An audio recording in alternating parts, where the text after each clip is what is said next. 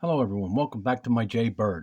Before I get started on this unique opening again in game to this Super Grandmaster, I want to clear things up real quick. For now on, any games that I play with no assistance whatsoever or any kind of help will be in Remembering 1976 and 1977, and I won't put it in Battle of the Box no more. It'll be strictly that.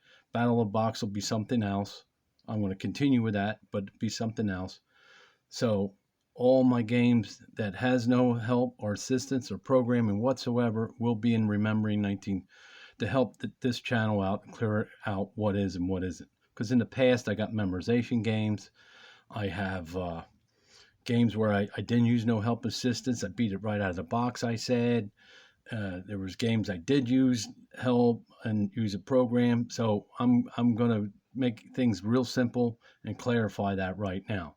So Remembering 1976 and 1977 will be with no help assistance whatsoever. And that's just me as myself.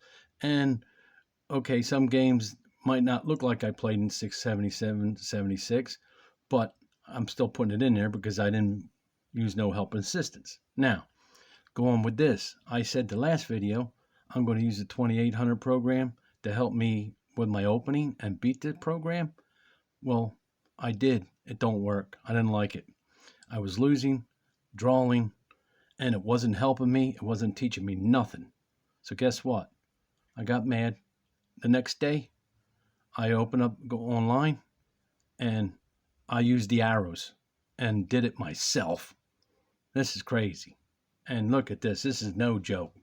So I did use the arrows and assistance, but I used the online hours and assistance, and I did my opening, and no program told me how to do this opening. I was hoping, why I said that and what I did was hoping to learn more from it, and I didn't. But the Knight's Waiting, jbird, the Knight's Waiting, jbird's wing full spread. Now that did help me, and I did get something off that one. So it did. I got some games that I won with no assistance and help, and I hope to bring them to you too. But let's get this right now. I'm in white, and it's called Nightbird, Knights 51, jbird, Rook, Bishop, Castle, and it starts out with D3, D5, E3, E5, D2, F6, into the Knight's Bird, E2, C6, F1, and okay, and then D6. This here is called the Knights 51. This was 5 moves and it's on 1. If it was in black, it's probably 8, so it'd be Knights 88. But this one's called Knights 51, and it goes in. It's just basically Knights Waiting here, and you're going to see Knights Waiting up here too. As we go on at D6, D2 into the jbird. Now, basically, this is kind of the way I played back in 76 and 77 too. This method, you're seeing some of it here. I mean, the way you move the pieces in the back, but this ain't, I use assistance though, but right now, the assistants didn't tell me to do this. I did this. So it gets complicated what I'm trying to say. So I did use the assistants, but I wasn't listening to arrows. I was doing my opening. I'll show you about roughly when it was 85% me, but I know what I want here. I know what I want. I know what I want to do. After D2, he castles H3, D7, G4. I ain't playing around. H6, H4, E7, G5, and you see my knights are waiting. Nope. I went at this different. I'm waiting for the right time to go up here and start moving my pieces because I know what I want here and how key this bishop to be pushed up here at the right time and not let this pawn here sabotage it. That's another thing. I really picked that one up. After G5, G5 takes, G5 takes, H7. Now let's see what happens after H7. Do I go up with the bishop? Yes, I do. G4. Now guess what? He can't come here and sabotage it. I'll just take it. If he takes it, I'll put my queen up here. Look. Continuation. And look at this. After G4, F5. Yep. Takes F6. Takes F6. Now, at this point, there's arrows going all over the place, and it told me h3, and I looked and see if I like it. Okay, I can still put my queen here if he takes it. All right, I'm getting my knight up. This defends this. This is defended. Where's he? What has he got? No, that looks like a good move, and I'm getting my knight in the game. All right, after h3, c8. Take c8. No time to wait now. I can still get my queen up here. And when I saw that, I said, yeah. So after c8 takes, h5, f7, bring the other knight up. I thought, well, why not castle? Well, or trade, or no. You got to remember, you want tempo. So you can have the other knight up here already. So you're already bringing the other knight. So no matter what, and if he pushes, okay, you got to go back, but your knight's already up. Okay, after g3, g6, h6, g7, now take g7, king takes g7, now I castle. Look at this game. Look at this game. And watch how long these knights sit here. The knights are still waiting here. Look at this. h8. I know I want to run my rook over here, but I got to look at everything. It offered, oh, okay, all right, let's see. Yep, I like it. Let's do it. Not only that, to get the bishop out. The key. After e4, e7, rookie over, g1, d4, f4, my kind of game. And look at this. I got this on it. I got the knight. What has he got? Let's do it. After f4, he goes c5. No matter what. It might have showed arrow. No, I want to pass. I want push. No, push, attack. I don't want to wait. No more. After c5, f5. f6 he goes. I take g6. And there's your passed pawn. After g6, he goes c4. What do I go? Take c4. Take c4. Nope. G5. And there was all kinds of things going, no, I want to go this way. I want to keep pressure on. I didn't care about a pawn or nothing. I wanted the pressure on. Look at my pieces. Look at this. After g5, d3, check, f6, takes f6. No, push, right. There was other things going on. No, I'll take that. I don't care. Attack. After g7, he goes c2 check. I go b1. The checks are done right now. What does he do? King takes g7. Now watch this. After that, I go f5. Of course I want to do that. It's a double check, and he loses that. The thing of it is, I really believe that passed pawn was going to be a queen if he didn't take it now. I think that was going to be the serious problem. After f5, f8, take the bishop, d6, c8. No. It was telling, nope, I'm getting rid of that knight. I'm winning.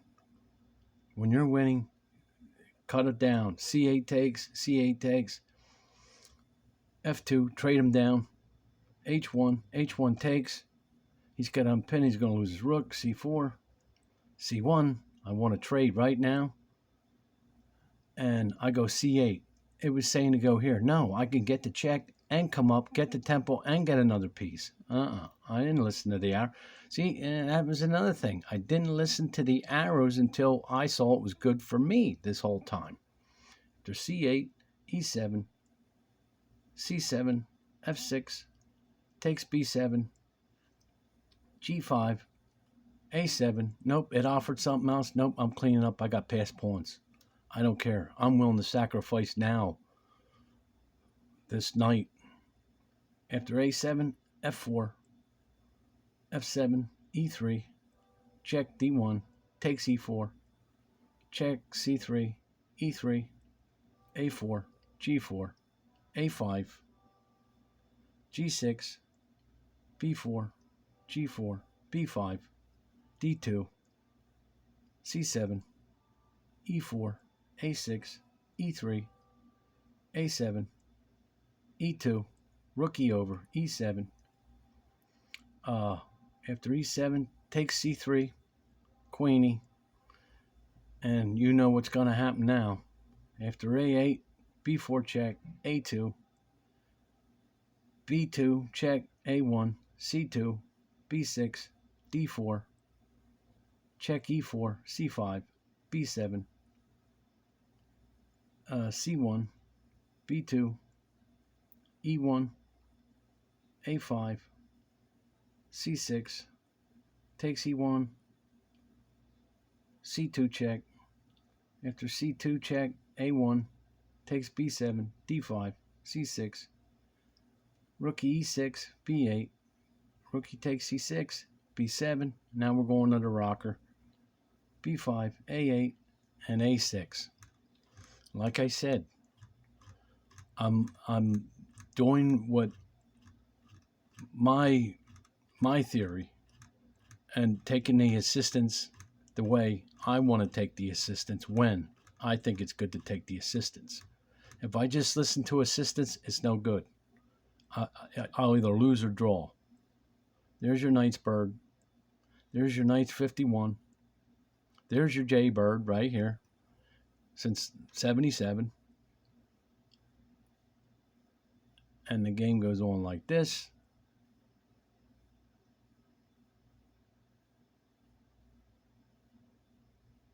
And look how these two knights sit here and they wait. That's why when they're side by side like that, that's why it's called the waitings. Because in games, and there's your rook, bishop, castle right there.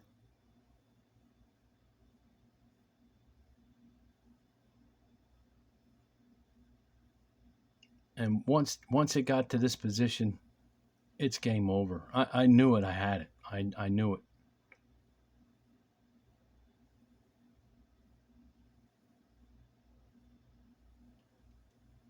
It didn't want that. It knew it was going to queen, but it lost the bishop for it.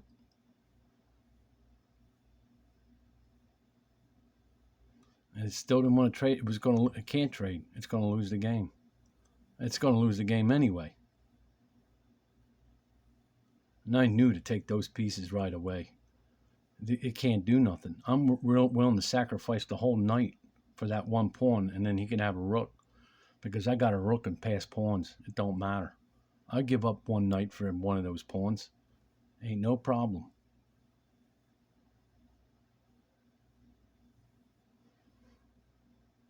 And this is how it went.